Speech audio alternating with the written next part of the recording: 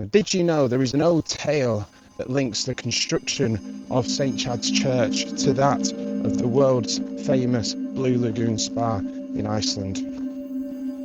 Now, the story goes that when St Chad's Church was originally built, it was said to be built across the hill at Brownhill.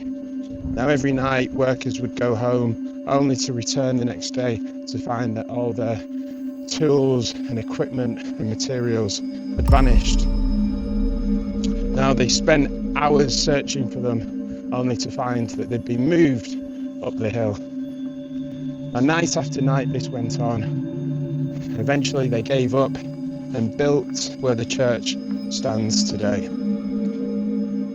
Now, similarly, when the Blue Lagoon Spa was being expanded, construction came to a halt when the equipment would break down.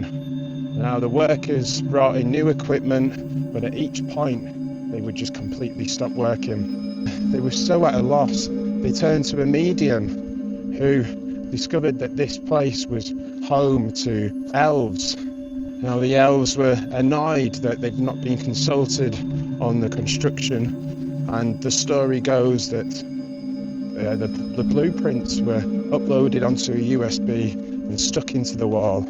The elves inspected it and were happy and allowed for construction to continue. Now, in folklore, the elves of Nordic mythology share a lot of similar traits to the fairies in Celtic mythology, and it's believed that these hills at Brownhill were the home of fairies, and they didn't want a church being built at their home.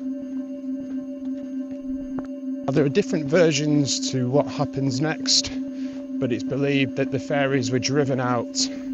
One story goes that it was the sound of the church bells at St Chad's ringing that crashed through the landscape and driven them out. And another story states that it was the Dobcross brass band and the noise of the instruments infuriated the fairies and they left.